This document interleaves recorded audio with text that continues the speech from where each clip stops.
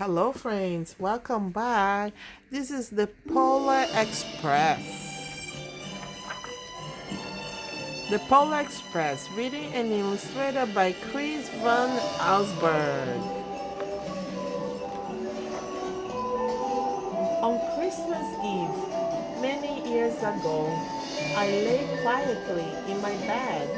I did not hustle the sheets.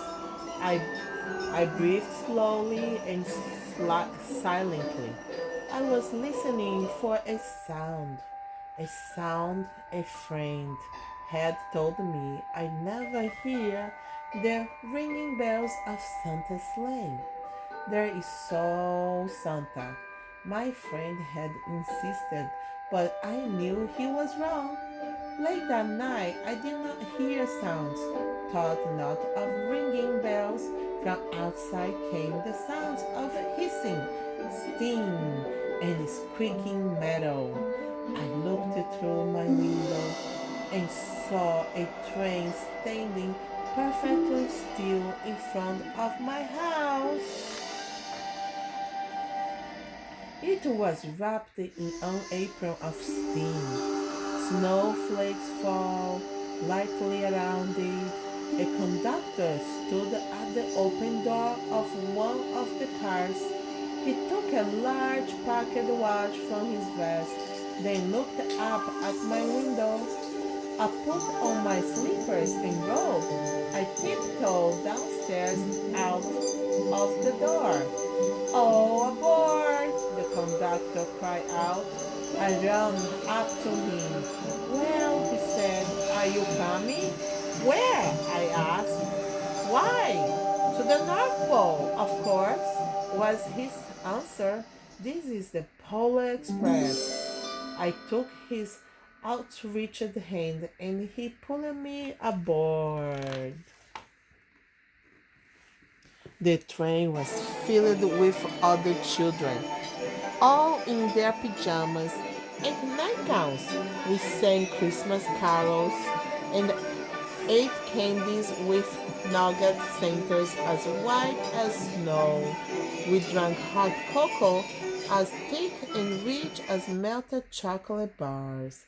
Outside, the lights of towns and villages flickered in the distance as the Polar Express raced northward. Soon there were no more lights to be seen. We traveled through cold, dark forests where lean wolves roamed and white-tailed rabbits hid from our train as it thundered through the quiet wilderness.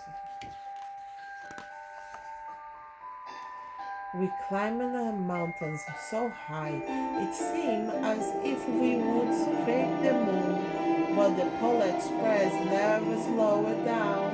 Faster and faster we ran along, rolling over peaks and through valleys like a car or a roller coaster. The mountains turned into hills, the hills to snow-covered plains. We crossed the barren desert of ice, the great polar ice cap. Lights appeared in the distance. They looked like the lights of a strange ocean liner sailing on a frozen sea. There, said the conductor, is the North Pole. The North Pole. It was a huge city, standing alone at the top of the world, filled with factories where every Christmas toy was made. At first, we saw no elves. They are gathering at the center of the city. The conductor told us that it was Santa who gave the first gift of Christmas. Who receives the first gift? We all asked. The conductor answered, he will choose one of you. Look, shouted one of the children, the elves outside. We saw hundreds of elves as our train drew closer to the center of the North Pole. We slowed to a crowd, so crowded were the streets with Santa's helpers when the Polar Express could harder. We stopped and the conductor led us outside. We pressed through the crowd to the edge of a large open circle. In front of us stood Santa's sleigh. The reindeer were excited. They pranced and paced, ringing the silver sleigh bells that hung from their harness. It was a magical sound like nothing I'd ever heard. Across the circle, the elves moved apart and Santa Claus appeared. The elves cheered wider. He marched over to us and pointing to me said, "Let's have this fellow here." He jumped into his sled. The conductor handed me up. I sat on Santa's knee and he asked, "Now, what would you like for Christmas?" I knew that I could have any gift I could imagine, but the thing I wanted most for Christmas was not inside Santa's giant bag. What I wanted more than anything was one silver bell from Santa's sleigh. When I asked Santa smiled, then he gave me a hug and told on elf to cut a bell from the reindeer's harness. The elf tossed it up to Santa. He stood holding the bell high above him and called out, "The first gift of Christmas." A clock struck midnight as the elves roared their approval. Santa handed the bell to me, and I put it in my bathrobe pocket. The conductor helped me down from the sleigh, and Santa shouted out the reindeer's names and cracked his whip. He still charged forward and climbed into the air. Santa circled one above us, then disappeared in the cold, dark polar sky. As soon as we were back inside the Polar Express, the other children asked to see the bell. I reached into my pocket, but the only thing I felt was a hole. I had lost the silver bell from Santa Claus' sleigh. "Let's hurry outside and look for it," one of the children said, but the train gave a sudden lurch and it started moving. We are on our way home. It broke my heart to lose the bell. When the train reached my house, I sadly left the other children.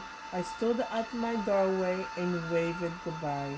The conductor said something from the moving train, but I couldn't hear him. "What?" I yelled out. He clapped his hands around his mouth. "Merry Christmas!" he shouted. The Polar Express let out a loud blast from its whistle and sped away.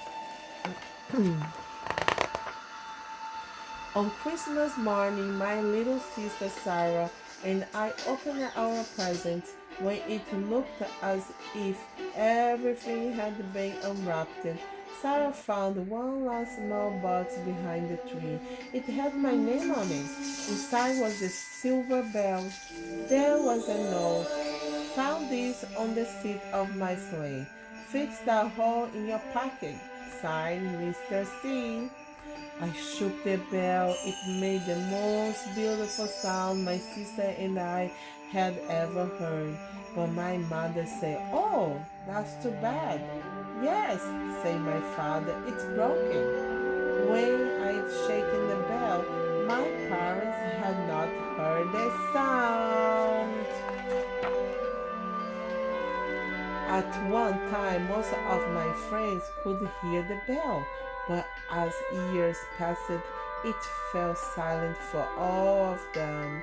Even Sarah found one Christmas that she could no longer hear its sweet sound. God, I've grown old. The bell still rings for me as it does for all who truly believe.